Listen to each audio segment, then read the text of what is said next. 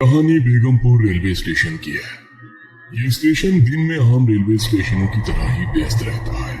हर घंटे ट्रेनें आती जाती रहती हैं। यात्री प्लेटफॉर्म पर दौड़ते रहते हैं और अनाउंसमेंट की आवाज चारों ओर गूंजती रहती है।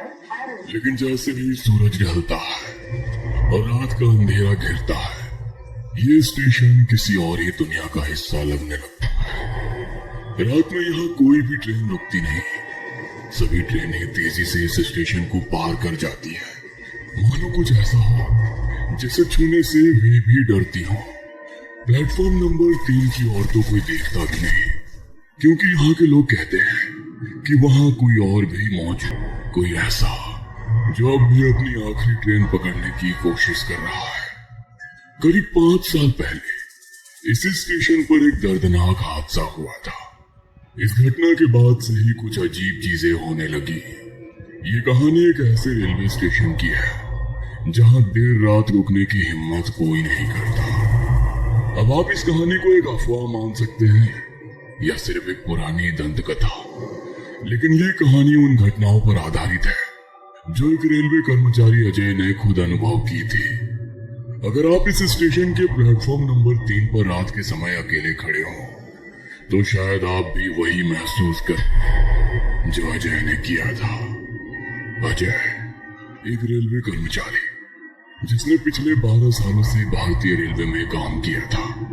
कुछ महीने पहले ही उसकी ट्रांसफर बेगमपुर रेलवे स्टेशन पर हुई थी। उसे रेलवे ट्रैफिक कंट्रोलर के रूप में तैनात किया गया था और उसकी ड्यूटी थी कि वो रात की आखिरी ट्रेन के गुजरने के बाद स्टेशन ऑफिस को बंद करे। वो अपने काम में इतना माहिर हो चुका था कि अब उसे रात में अकेले रहने की आदत पड़ गई थी। लेकिन कुछ चीजें ऐसी थी जो उसे अब भी असहज कर देती थी। स्टेशन शहर से थोड़ा दूर था, इसलिए रात 11 बजे के बाद यहाँ बहुत कम ही लोग दिखाई देते थे।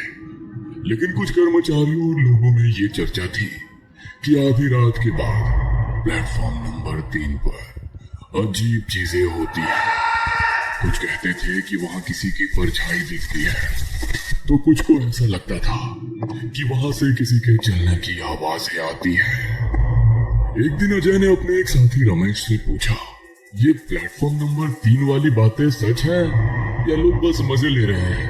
रमेश ने हल्की हंसी के साथ जवाब दिया, भाई मैंने खुद कुछ नहीं देखा, लेकिन बहुत से लोगों ने अजीब चीजें महसूस की है।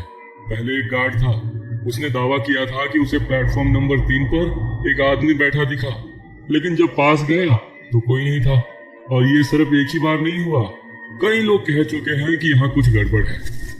अजय ने इस पर ज्यादा ध्यान नहीं दिया। उसे भूत प्रेत की कहानियों पर विश्वास नहीं था। वो मानता था कि रात के अंधेरे और दिमाग की थकान के कारण लोग भ्रम का शिकार हो जाते हैं। लेकिन दोस्तों, उसे क्या पता था कि जल्द ही उसे खुद इस रहस्य का सामना करना पड़ेगा। कुछ साल पहले रवि एक सरकारी कर्मचारी था जो रोजाना रात 8:30 बजे की ट्रेन से सफर करता था। लेकिन उस दिन वो ऑफिस में ज्यादा काम की वजह से लेट हो गया था। उसकी पत्नी ने फोन पर बताया था कि घर पर मेहमान आए हुए हैं। वो जल्द से जल्द पहुंचना चाहता था। भागते भागते जब वो स्टेशन पहुंचा तब तक ट्रेन धीरे धीरे शुरू हो गई थी। जल्दबाजी में उसने दौड़कर ट्रेन पकड़ने की कोशिश की, लेकिन प्लेटफॉर्म गीला था जिससे उसका पैर फिसल गया और वो सीधे पटरी पर गिर गया। संतुलन बिगड़ने के कारण वो फिसल गया और पटरी पर गिरते ही ट्रेन के नीचे आ गया। यह हादसा रात के 10:30 बजे हुआ था और उस समय प्लेटफॉर्म पर मौजूद एक बुजुर्ग चाय वाले ने इसे अपनी आंखों से देखा था। चाय वाले के मुताबिक ट्रेन के गार्ड और कुछ यात्री मदद के लिए दौड़े, लेकिन तब तक बहुत देर हो चुकी थी। इस घटना के बाद स्टेशन पर यह अफवाह फैलने लगी कि रवि की आत्मा अभी भी प्लेटफॉर्म नंबर 3 पर भटकती है। कई यात्रियों ने बताया कि उन्होंने देर रात यहाँ किसी आदमी को बैठे देखा, लेकिन जैसे ही पास गए वो गायब हो गया। कुछ ने यह भी कहा कि ट्रेन के गुजरने के बाद पटरी पर सफेद कपड़ों में एक परछाई खड़ी दिखाई देती थी।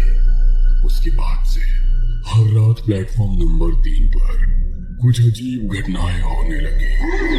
लेकिन अजय इन बातों पर विश्वास नहीं करता था। उसके लिए ये सब बस अफवाहें थी। एक रात अजय की ड्यूटी अकेली थी।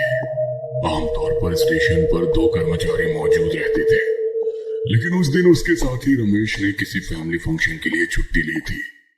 इसलिए पूरी जिम्मेदारी अजय पर थी कि वो आखिरी ट्रेन गुजरने के बाद स्टेशन ऑफिस को ताला लगाए और सिग्नल कंट्रोल की रिपोर्ट अपडेट करे।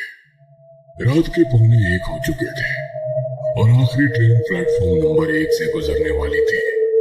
अजय ने अपनी घड़ी देखी और फिर सिग्नल पैनल की तरफ देखा। ट्रेन के गुजरने से पहले उसे ट्रैक क्लियर करना था। कुछ ही मिनटों बाद इंजन की रोशनी दूर से चमकने लगी और ट्रेन की सीटी की आवाज गूंज उठी। जैसे ही ट्रेन स्टेशन पार कर गई, अजय ने राहत की सांस ली। अब बस कुछ कागजी काम निपटाने थे और फिर वो स्टेशन की लाइटें बंद करके घर जा सकता था। उसने अपनी सीट पर बैठकर रजिस्टर खोला और ट्रेन की रिपोर्ट भरने लगा।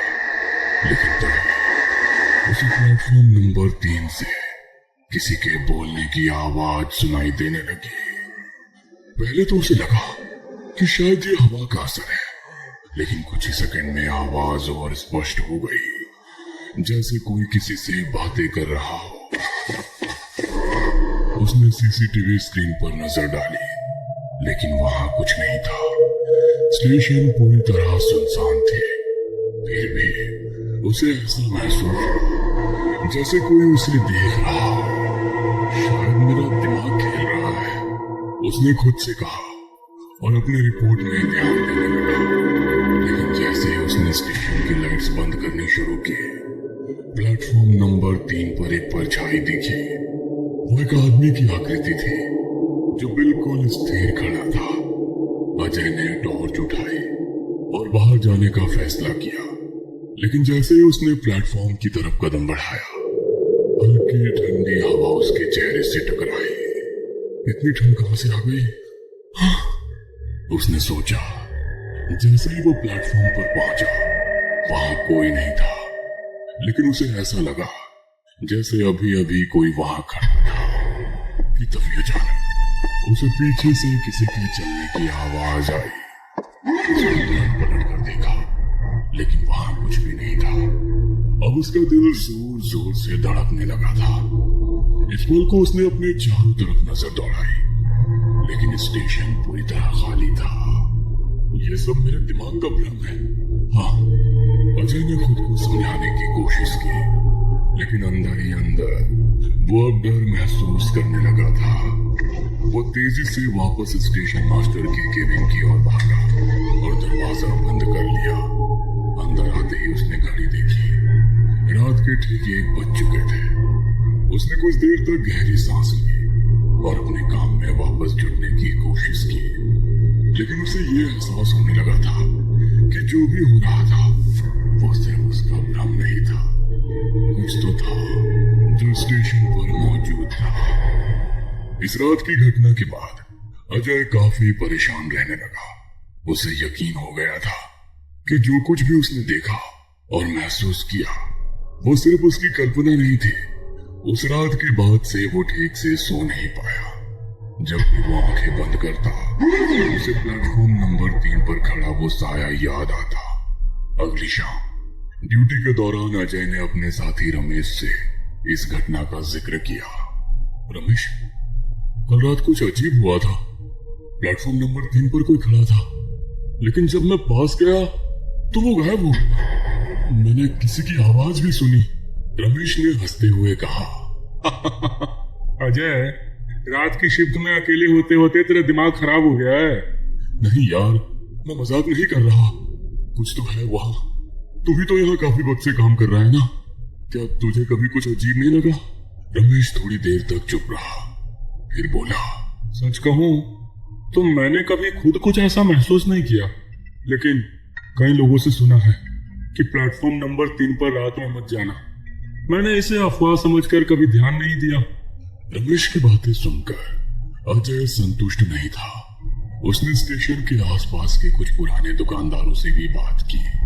स्टेशन के बाहर चाय की दुकान चलाने वाले बुजुर्ग रामलाल ने कहा, बेटा, मैंने खुद उस रात रवि को ट्रेन में चढ़ने की कोशिश करते हुए देखा था और फिर उसकी दर्दनाक मौत। उसके बाद से कई लोगों ने उसे रात के वक्त स्टेशन पर देखा है।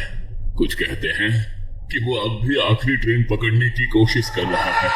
अब अजय को पूरा यकीन हो गया कि ये कोई मनगढ़ंत कहानी नहीं थी।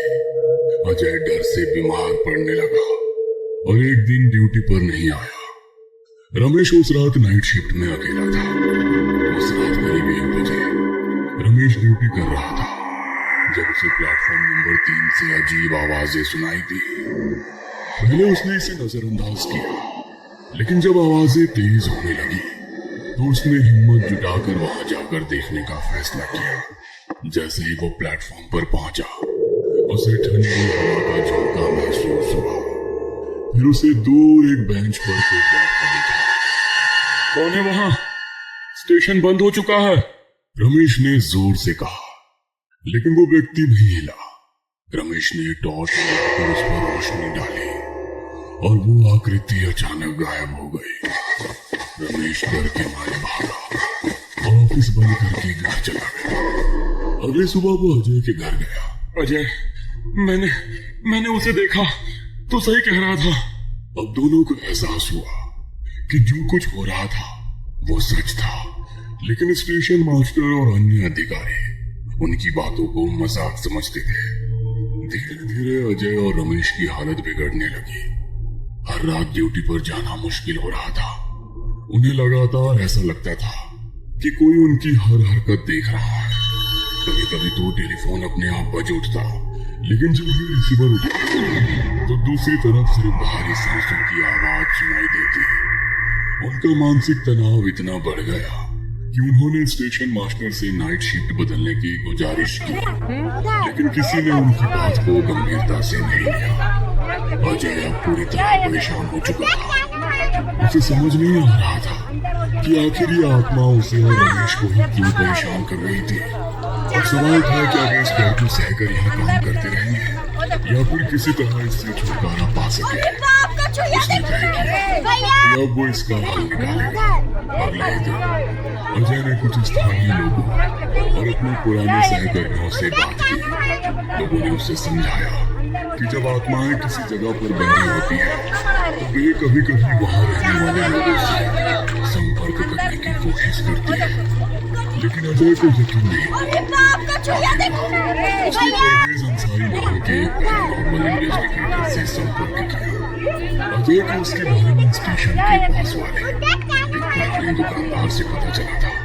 उसने बताया था कि अगर कोई इस रहस्य को सुलझा सकता है तो वो परवेज है, जो पहले भी कई रहस्यमय घटनाओं की जांच कर चुका था।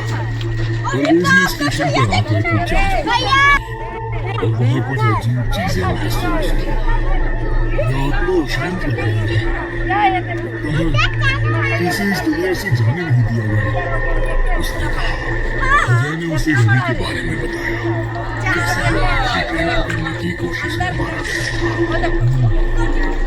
आत्मा इसलिए यहाँ अटकी हुई है क्योंकि इसे अपने जाने का एहसास ही नहीं हुआ। हो सकता है इसे अभी भी लगे कि वो ट्रेन पकड़ सकता है। इसे मुक्ति देने के लिए हमें इसकी आखिरी इच्छा को पूरा करने का कोई तरीका ढूंढना होगा, परवेज ने समझाया। परवेज ने कुछ दिनों तक स्टेशन पर रहकर डिटेल में जांच की। उसने वहां कई बार EVP electronic voice phenomena record करने की कोशिश की और कुछ विचित्र आवाजें कैद भी हुई। लेकिन जो सबसे चौंकाने वाली बात थी वो ये कि आत्मा केवल उन्हीं लोगों को परेशान कर रही थी जो भूत प्रेत पर विश्वास नहीं करते थे। यह आत्मा उन लोगों को निशाना बनाती है जो इसे झूठ समझते हैं। जैसे ही कोई इसे नकारता है, ये उन्हें एहसास कराने की कोशिश करती है कि वो वास्तव में यहाँ है। परवेज ने अजय और रमेश को समझाया। अजय को अब समझ में आया कि क्यों उसे और रमेश को ही ये सब अनुभव हुआ था। वे दोनों ही शुरुआत में इन चीजों पर विश्वास नहीं करते थे और हर घटना को दिमाग का भ्रम मानकर टालते रहते थे।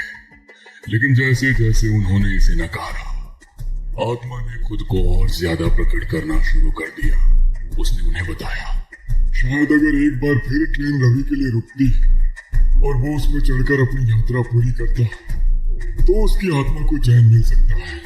परवेज की सलाह मानते हुए अजय और रमेश ने रेलवे के कुछ अधिकारियों और स्थानीय कर्मचारियों की मदद से एक योजना बनाई। वही समय चुना गया जब रवि की मौत हुई थी।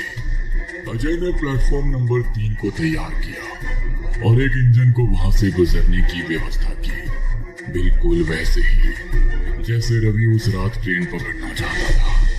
रमेश ने प्लेटफॉर्म पर धीरे से रवि का नाम लिया। रवि, तुम्हारी ट्रेन आ गई है, अब तुम जा सकते हो। जैसे ही इंजन की रोशनी प्लेटफॉर्म पर पड़ी, अजय और रमेश को एक परछाई सीढ़ियों से उतरती दिखी, सफेद कपड़ों में, धीरे धीरे ट्रेन की तरफ बढ़ती हुई। परवेज ने प्रार्थना शुरू की और सभी ने सिर झुका लिए। परछाई ने ट्रेन के पास पहुंचकर एक पल के लिए रुककर पीछे देखा, जैसे किसी को धन्यवाद कह रही हो, और फिर वो ट्रेन के भीतर समा गई। ट्रेन की सीटी बजी और वो आगे बढ़ गई। उसके बाद से प्लेटफॉर्म नंबर 3 पर ना कोई परछाई दिखी, ना कोई आवाज, ना कोई ठंडी हवा। स्टेशन का माहौल बदल गया था। वहां अब सन्नाटा नहीं, बल्कि एक अजीब सी शांति थी। अजय और रमेश ने भी राहत की सांस ली। वे जानते थे कि अब रवि अपनी मंजिल तक पहुंच चुका है। हर जगह की अपनी एक कहानी होती है, लेकिन कुछ कहानियां कभी खत्म नहीं होती। अगर आप किसी भी रहस्यमयी जगह पर हो और आपको कुछ असामान्य महसूस हो तो उसे नजरअंदाज मत करें। हो सकता है कोई आपको कुछ बताने की कोशिश कर रहा हो।